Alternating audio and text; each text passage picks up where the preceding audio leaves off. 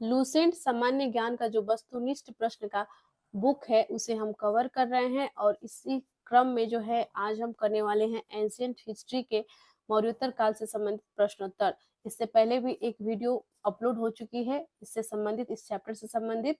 पिछले वीडियो में हमने क्वेश्चन नंबर 40 तक कर लिया था, और आज 41 से लेकर जो भी जितने भी प्रश्न बचे हुए हैं उनको कंप्लीट कर लेंगे इस वीडियो में।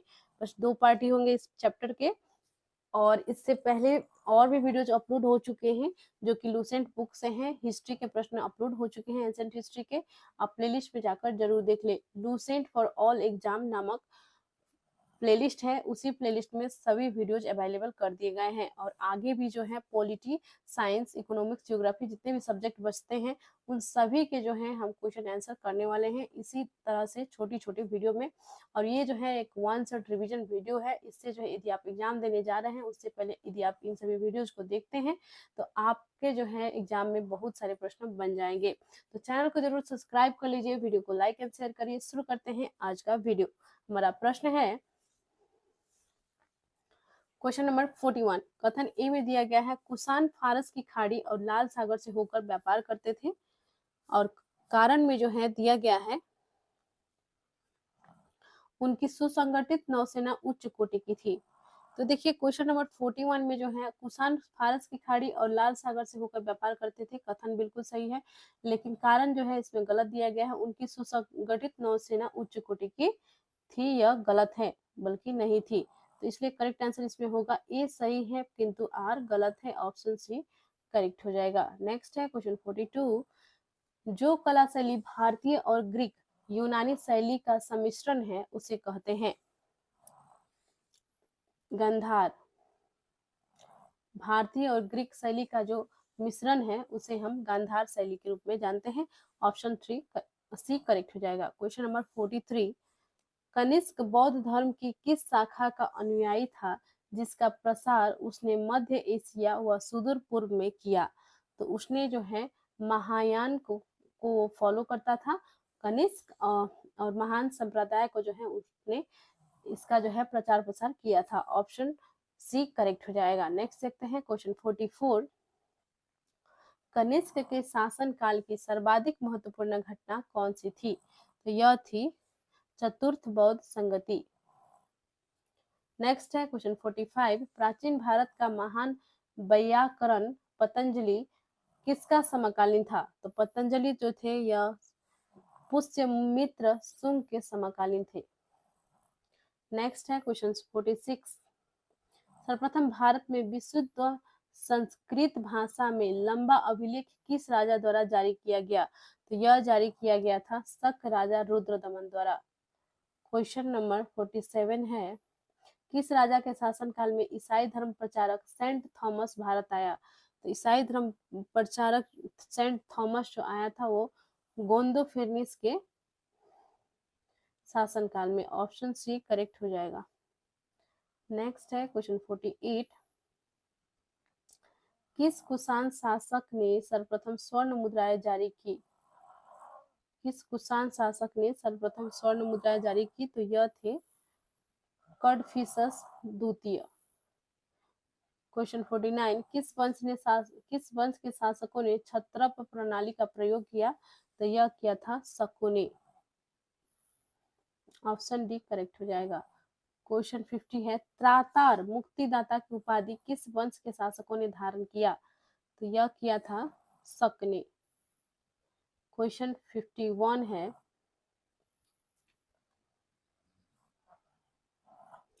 क्वेश्चन 51 है प्राचीन काल के भारत पर आक्रमणों के संबंध में कौन सा सही कालानुक्रम है? तो यह है यूनानी, फिर शक, तब कुषाण, ऑप्शन ए करेक्ट हो जाएगा। नेक्स्ट देखते हैं क्वेश्चन 52। भारत में प्रथम बार सैनिक शासन व्यवहार में लाया गया। तो सैनिक शासन जो है किसके द्वारा व्यवहार में लाया गया था? तो यह था ग्रीकों द्वारा। नेक्स्ट है क्वेश्चन 53। ईसा पूर्व दूसरी सदी के प्रारंभ में उत्तरी अफगानिस्तान में स्थापित भारत यूनानी राज्य था। भारत यूनानी राज्य था बैक्ट्रिया, ऑप्शन ए करेक्ट है। नेक्स्ट है क्वेश्चन 54। चार धातुओं सोना, चांदी, तांबा एवं सीसा में बनने वाले सिक्के को क्या कहा जाता था? तो इसे कहा जाता था कासारपड़। कासारपड़। क्वेश्चन 55 है, सर्वप्रथम रोम के साथ किन लोगों का व्यापार प्रारंभ हुआ?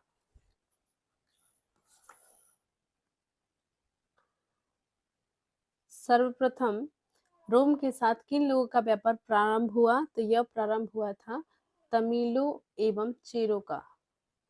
क्वेश्चन 56, मौर्योत्तर कालीन प्रमुख बंदरगाहों में कौन असत्य है? कोचीन।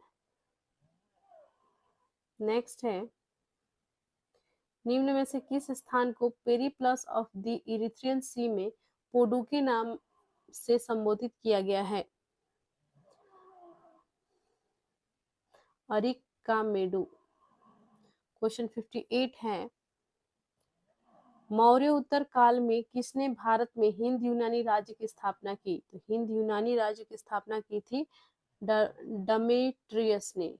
डमेट्रियस। क्वेश्चन 59 है,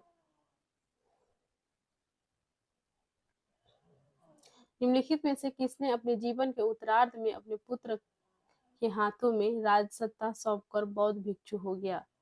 तो यह थे मिनांडर। क्वेश्चन 60 है, कुषाणों का संबंध था चीन के यूची जनजाति से। क्वेश्चन 61 है, निम्नलिखित में से कौन कनिष्क के बौद्ध होने के लिए उत्तरदायी था? तो यह था अश्वघोष।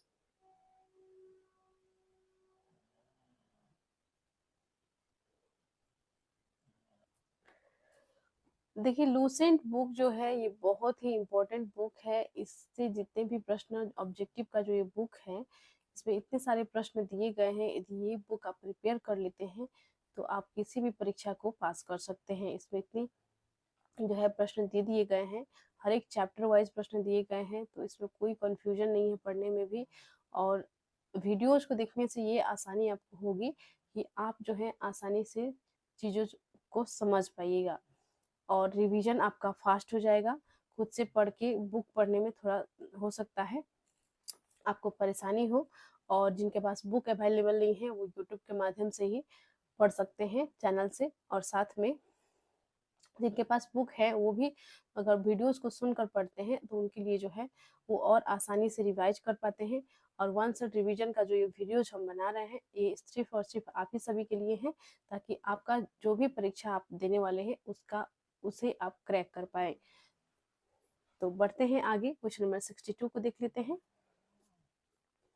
क्वेश्चन 62 है, सूची 1 और सूची 2 दिए गए हैं, इसे सुमेलित करना है और हमें जो है कूट में करेक्ट आंसर बतानी है। तो देख लेते हैं।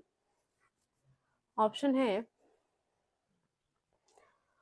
सूची 1 में दिया गया है इंडो ग्रीक, तो यह जो है हिंद यवन थे। शक, इन्हें सिथियन कहा जाएगा। पार्थप, पहलव। तो करेक्ट आंसर जो होगा इसमें ऑप्शन ए हो जाएगा। ओके, नेक्स्ट देखते हैं क्वेश्चन नंबर 63। क्वेश्चन नंबर 63 में भी सेम ही है, इसी प्रकार से जो है सुमेलित करने के लिए दिया गया है। तो देख लेते हैं। सूची 1 में राज्य दिए गए हैं, सूची 2 में राजधानी दिए गए हैं। तो राज्य जो है सूची 1 में है, ठीक है। देख लेते हैं इसका क्या आंसर होगा। तो सुंग का जो है राजधानी था वो विदिशा था। चेदी का राजधानी कलिंग था। सातवाहन का राजधानी प्रतिष्ठान था। कुषाण का राजधानी पुरुषपुर पेशावर था, ठीक है। ये दोनों बहुत इंपॉर्टेंट है, और सुंग का भी आप याद रख सकते हैं, ठीक है। ये सभी इंपॉर्टेंट है। तो करेक्ट आंसर इसका जो है वो है ऑप्शन ए। नेक्स्ट क्वेश्चन की ओर बढ़ते हैं। क्वेश्चन नंबर 64 है, रोमन साम्राज्य के अनुसरण पर किस वंश के शासकों ने केसर की उपाधि ग्रहण की? तो केसर का उपाधि ग्रहण किया था कुषाण ने। ऑप्शन सी करेक्ट हो जाएगा। क्वेश्चन 65 है, निम्नलिखित में से किसका निर्माण शुंग काल में हुआ?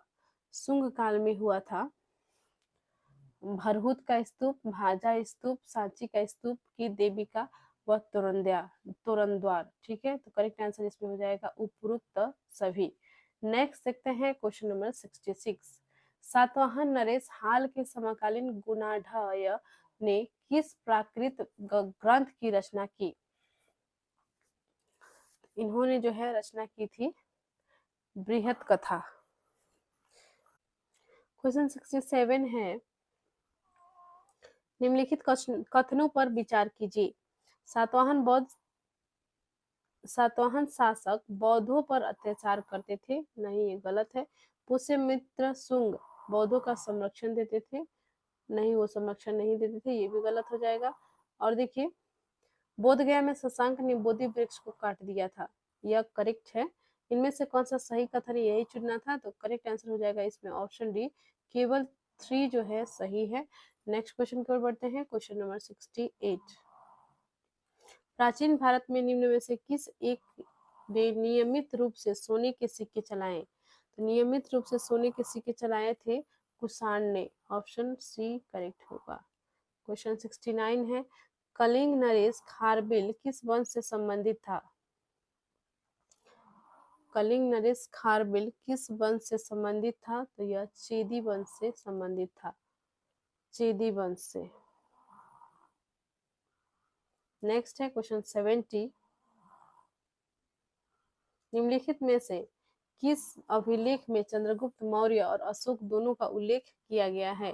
तो यह था महाक्षत्रप रुद्रदमन का जूनागढ़ अभिलेख, जिसमें चंद्रगुप्त मौर्य और अशोक दोनों का उल्लेख किया गया है।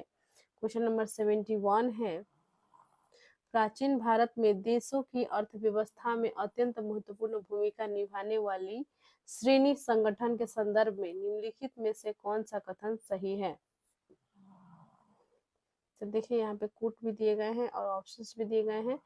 ऑप्शंस देखकर आप कौन सा आंसर सही है इसे कूट में आपको करनी है, ठीक है। तो देखिए, प्रत्येक श्रेणी राज्य के एक केंद्रीय प्राधिकरण के साथ पंजीकृत होती थी और प्रशासनिक स्तर पर राजा उनका प्रमुख होता था, नहीं ये गलत है। श्रेणी ही वेतन, काम करने के नियमों, मानकों और कीमतों को सुनिश्चित करती थी, सही है। श्रेणी को अपने सदस्यों पर न्यायिक अधिकार होता था, ये भी करेक्ट है। तो देखिए, 2 और 3 सही है, ऑप्शन सी करेक्ट हो जाएगा। जितने भी प्रश्न थे इस चैप्टर से, मौर्योत्तर काल से, हमने पूरा कर लिया है इस वीडियो में।